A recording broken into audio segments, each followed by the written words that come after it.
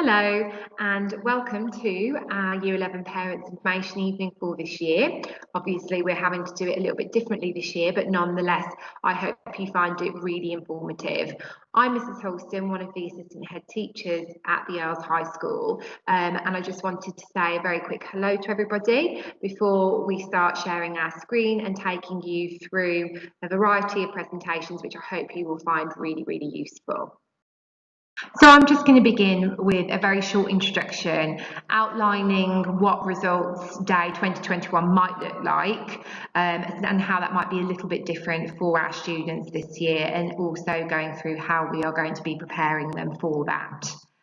Then we're going to follow with a presentation from Mrs Wycherley, our head of upper school, taking you through the post-16 options process, followed by Mrs Hirsch, our assistant head teacher, who is going to talk a little bit about what good blending learning looks like. When we talk about blended learning, what we mean is how the learning can continue if for whatever reason students have to either isolate or we go into a local lockdown, and what we want to make sure is that our Year 11 students do not stop learning, whether they are at home or whether they are in school, so coming towards that kind of blended approach really.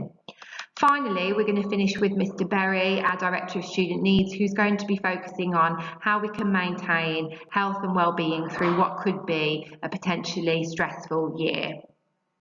Results Day 2020 was a little bit different for everybody at the Earls. As you can see, our students were collecting their results, and it was a little bit of an unusual day for them for a number of reasons, but most importantly because the results weren't actually awarded based on the examinations that they should have sat. As you know, the exams did get cancelled for 2020. I thought it would be worthwhile spending a few minutes just reflecting on the process that our Year 11s last year went through and what we mean when we talk about centre assessed grades, calculated grades, and the difference between those and examinations. Mainly because already we've been getting Year 11s ask us whether or not they're going to be able to sit examinations. And the truth is, at the moment, we are preparing for students to be able to sit examinations, but we don't know if at any point whether that is going to change. Obviously, as soon as anything or any decisions are made, we will communicate with you as soon as possible. So, centre assessed grades, calculated grades or examinations. As I said, at the moment we are preparing our Year 11s to sit summative examinations in the summer. However, we are mindful that things are changing on a day-to-day basis, and we need to be ready in case centre assessed grades or calculated grades do become a reality for our Year 11s this year. So centre assessed grades are basically a professional judgment that was made by the subject teacher. The centre assessed grade, it was formulated through reflecting and looking at the performance of a student throughout Year 10 and Year 11 up until the point of lockdown. That involved looking at PPE results, looking at in-class assessments, any coursework that was completed for relevant subjects, and making a holistic judgment, a professional judgment, an informed one, about what grade that student would most likely get if they were to have sat that examination based on the work they were doing at the point we went into lockdown. Obviously, that process was really rigorous. It didn't just involve the subject teacher, it involved heads of faculties, it involved the senior leadership team and the head teacher also. And that's something that I think we do need to bear in mind this year for our current Year 11. The reality is that every student should be making every lesson and every moment with their teachers count, just in case we have to come back to a process like this one. So if students are expected to do homework or to do something supplementary to what's going on in lessons, that could be because in case we have this centre assessed grade again, we need to make sure we have all of the relevant information, all of the tasks that are completed needs to be done to the best ability of all of the students. The calculated grades involved an algorithm that would have been calculated by the exam boards, and what happened last year was ultimately the previous Year 11s got the best grade out of the centre assessed grade or the calculated grade. That was because of the controversy that surrounded the use of the algorithm. Ultimately, we're hoping that our students get the opportunity to sit the examinations, and that's what we are preparing them for. But as I said, we do need to bear in mind that every opportunity for them to show their abilities and their progress really counts. So I think in terms of parental support, we just need to be making sure that we work together to ensure that the students are able to make the most of every opportunity that they have to show progress to their teacher and make the most of the time that they have with their teacher this year. Just a couple of minutes now looking at what lies ahead for Year 11. So we're 5 weeks in, and Year 11 have actually made a fantastic start, a really encouraging start. In fact, we've been really impressed by how determined they've been after they've had such a long time in lockdown, which is really, really encouraging. They are going to be moving into a period where they're thinking about their next steps in life after the Earls. So further education applications are going to be starting this month, which is why Mrs. Witchley is going to talk to you about that shortly. In January, this is a really, really important time for Year 11. It's going to be their first chance to demonstrate what they've learned in pre-public examinations. That's basically what we call our mock exams here. They normally would have had chance to do these at the end of Year 10. However, because of lockdown, that wasn't appropriate. So this is the first formal opportunity that Year 11 will have to experience the examination setting, and also to demonstrate to their teachers what they are achieving and how they are progressing in their subjects. And if we're thinking about whether or not it might be likely that we're going into anything like centre assessed grades like Year 11's had last year, these are going to be absolutely crucial for the students to know where they are currently, and most importantly how they can improve, because they have got some time after that to make sure that we can support them in improving following the results from those first lot of PPEs in January. And then we've got a few months, as I said, to make sure that students feel fully prepared for their examinations, which are currently scheduled to begin in June. So how do we get there, and how do we make sure that we are communicating progress with you? What have we got to think about together? So first of all, our records of achievements. Now, you haven't had one of those for a bit of time because of lockdown.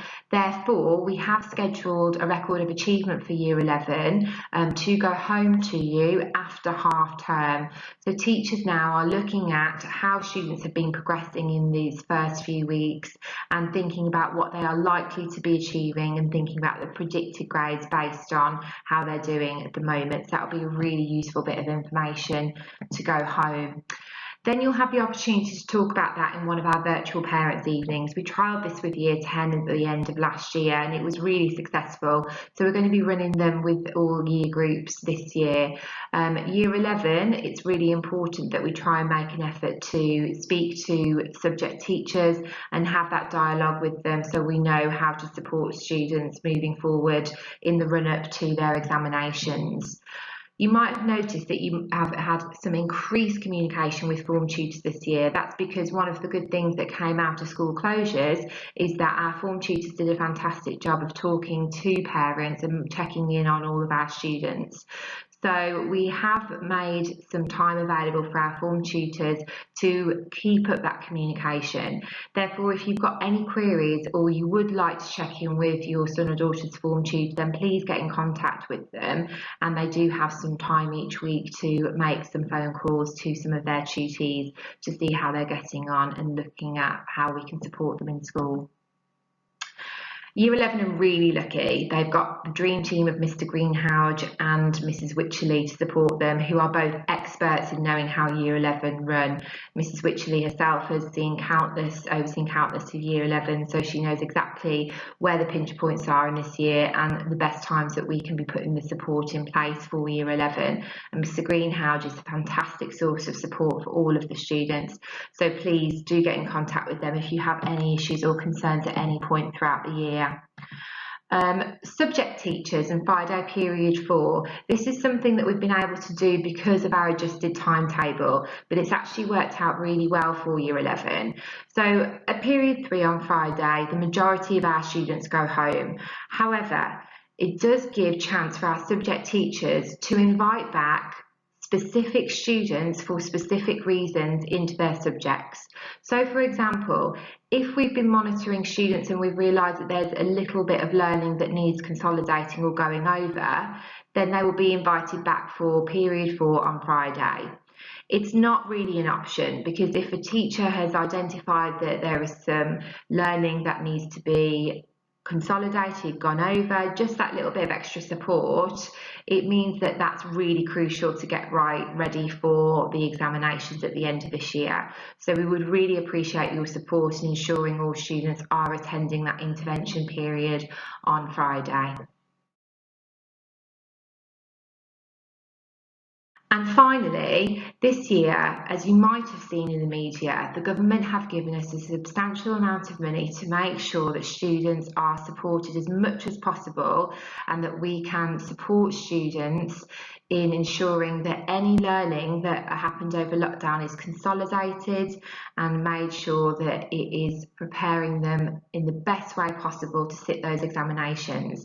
Therefore, there is likely to be many opportunities for extra revision sessions and additional support throughout this year. So at every point you will be communicated and told about what those are, but please do ask if you've got any questions about any particular subjects at all. I'm going to hand over now to Mrs. Wycherley, who's going to go through the further education application process. Thank you very much. Hi everyone, I'm Mrs. Wycherley, Head of Upper School and also the school's careers lead. I'm going to be talking to you about post-16 options that students have, as well as the college application and references. Choosing the right qualification is important for students who are going on to further education, and they have a number of different choices that they need to make. They can do A-levels, which is an academic qualification with exams in year 1 and year 2. The first year of the course is an AS level. Once that is complete, they then go on to the full awards in year 2 to become the full A-level. Students usually take 3 to 4 A-levels, and colleges and sixth forms would usually require 5 GCSEs at grade 5 or above. BTEC level 2 and level 3. These are vocational and work-related qualifications and more suitable for students who have already decided what areas of work they wish to enter. Entry onto BTECs will depend on grades at GCSEs. To get onto a level 3 BTEC course, you will require a higher GCSE grade. Apprenticeships. This involves full or part-time work with an employer. They are job specific and last between 1 and 4 years. They take place at college and in the workplace. Students will be paid, but this will vary. If this is a route students would like to take, they are encouraged to find their own placement, and for this you can look on a website, apprenticeship.org, to have a look at the different placements that can take place. Colleges will only have limited spaces and links to certain apprenticeship courses, so it's ideal to find your own before you get started. Traineeships are a stepping stone to access an apprenticeship and last for up to 12 months. They allow students who are not able to go straight into an apprenticeship to gain experience needed to progress onto that full course. Applications and references. The application process for college and sixth forms will vary, and students will need to look at each establishment's websites to see what they require and when the deadline for applications is. Students may be offered a conditional place. This means that they have been given a place if they get the grade that the college or sixth form has asked for.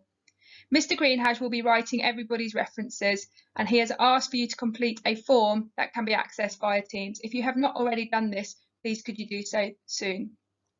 Some colleges will require the references on interview, some will require them during the application stage. Please make sure you give Mr. Greenhouse plenty of time to print these references for those 2 stages. If you have any questions regarding post-16 or college applications, please come and see me. Hi everyone, my name's Nick Kirsch and I'm one of the assistant head teachers here at the Earls. My responsibility is for teaching and learning, and I wanted just to take a minute to explain how your son or daughter will be working at home over the next few months, whether that's doing their homework or their revision, or if they are learning remotely at any point. The platform that we use in school is called Microsoft Teams, and this acts as a digital classroom. It's got lots of features, including the ability to share resources with students. It has a news feed where we can post information about upcoming assessments and revision sessions. We can set assignments for the students, and there they will be able to track the tasks that they have to complete, and they can also keep an eye on the grades that they've been given. It also offers a video calling function so that we can teach live lessons where appropriate. The way to access Teams depends on the device that you're using. So if you're on a PC or a laptop, you need to go in via RM Unify. You can go straight to the web address, or there's a link on our school website. If you're on a mobile phone or a tablet, the best way is to download the Teams app from the App Store or from Google Play. And for both of these methods, the students will need to sign in using their school email address and their password. The Assignments tab at the top is where they'll find the tasks that their teachers have set them.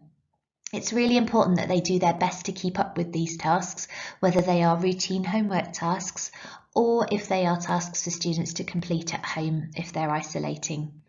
We are setting work which will allow students to smoothly transition back into their learning when they get into school, so it's really important they try their best to keep up. By clicking on an assignment, they'll get more detail about what they have to do for the task and also any resources that the teacher has attached to support them. Students in most cases will submit their work electronically via assignments. We're working on a way to share assignments with parents so that you can keep an eye on what it is that they have to do and support them in keeping up with all of their tasks. If we do have a situation where students are studying remotely from home, it's really important that they try and maintain some healthy study habits. We hope that that would only be for a very short period, so it's important that they can stay in their good routines and transition back into school again quickly and successfully. So firstly, we'd recommend that they get up and dressed in the mornings at a sensible time so that they're ready to learn. They need to keep their workspace organised with all of their pens, books, pencils, computers and anything else that they need to work. It's difficult for all of us, but there is a lot of research that shows that phones are a massive distraction when we're trying to focus. So unless they're actually using their phone for their studies, it should be switched off or in a different room. We'd like them to work and take their breaks at normal school times as far as possible. This means that they'll be spending about the right amount of time on each subject and also taking those breaks that we know are really important for their concentration. We really want our students to keep in touch with us whilst they're working from home. So if they're finding the work challenging, if they're not quite sure what it is that they have to do, or if they just need some moral support, they can contact us via Teams or via our email addresses, and we'd really encourage them to do that. If teachers are offering live lessons, it's brilliant if they can join in. It's a fantastic opportunity to ask questions and to hear about the lesson content directly from the teacher. Finally, we'd like to maintain that ability to get outside, get some fresh air and clear their minds, and also make sure that they're getting plenty of sleep so that they're refreshed and ready for the following day. I'd like to talk to you about health and well-being and some of the aspects that are important. I'll be focusing on the different elements of a healthy mind platter and how they work together to support your well-being. There are 7 parts to this, and they include sleep, physical time, focus time, time in, downtime, playtime and connecting time. I'll take a short look at each one to help you reflect on how you're doing with each element. And the purpose of this is to help you reflect to see if you need to make any changes to get a healthy balance. So, taking a look at sleep first. It's important to look at both the short-term and long-term impact on sleep. If you struggle to sleep and aren't getting enough, it's going to be much harder to focus and concentrate in class or on homework. That's obviously going to impact on how much information you can take in and use, and therefore impact on the quality of your learning and revision. The brain is still working overnight whilst you sleep to organise new information from the day. So without a good regular sleep pattern, in the long term, you may find it harder to recall information the next time you need it. There's been a lot of research done on sleep over the past few years, and the main elements that help to get you good high quality sleep. Most school-aged children need about 9.5 hours sleep per night. On this slide here, there's a few ideas that might help. Firstly, set a routine. Try to go to bed and wake up at the same time each day, and don't try to differ too much at weekends or in holidays. Exercise, ideally 20 to 30 minutes or longer per day, but try not to do it a few hours before going to bed. Relaxing before bed is important. Some people might have a warm bath or read a book or any other relaxing routine. And then finally, maybe try to think about creating a room for sleep. Try to avoid bright lights, loud sounds, try and keep the room at a comfortable temperature, and don't watch TV or have a computer in your bedroom. And before all the students come and moan at me tomorrow after listening to this, I'm not saying you can't have a TV or computer in your bedroom, but if it's impacting on your sleep and you're struggling to get to sleep at night, it's just one thing to reflect on.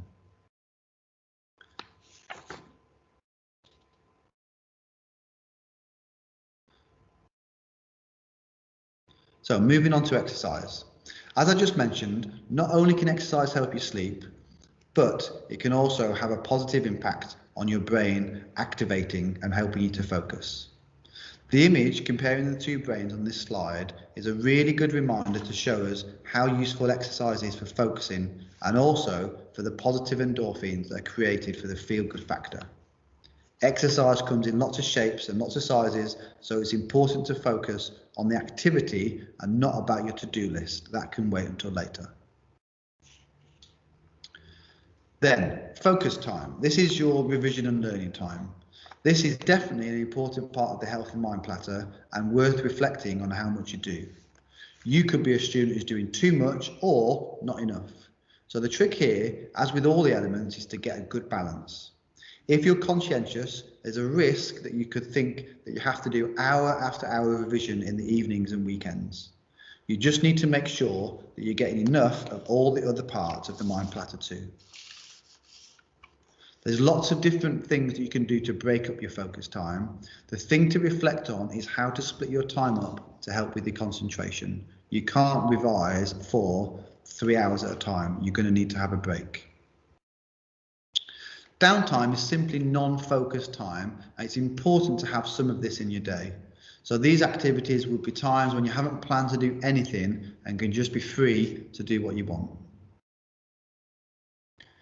Play is a really important element that we're really good at when we're younger, but often forget to do when we get older, especially when you've got a long list of activities to do, like revision. Being creative and doing activities that are fun can help with learning, so it's worth reflecting on that to see if you have some of these each day. Connecting time is great to feel that you have a positive support network and you aren't alone in the things that you're doing. Often, other people can help with ideas and can help with processing any worries or concerns you have during the day. If you're part of somebody's social network, then often just being there to listen is all it takes to help. Person to person is better for connections, but a text message or video call can be a positive experience too. And then the final element is time in. This is a moment each day when you're aware of how you're feeling or thinking, and it can be done in a variety of ways, although meditation or mindfulness is a good way to do this. But simply also just focusing on your breathing can help. Being aware of your emotions is the first stage in processing them and doing something about them or talking to someone if they're negative or making you feel low. So to summarise, all of the elements are important in terms of the healthy mindset that we can be working on, and keep yourself balanced. The challenge is to be aware and reflect on each element and talk to someone if you need some ideas on how to improve the balance of these 7 aspects each day. If you need any more help or support with any of this, then there are lots of people in school that can help. The important thing and part that parents can play is to have a conversation about this with your children. Thank you for listening.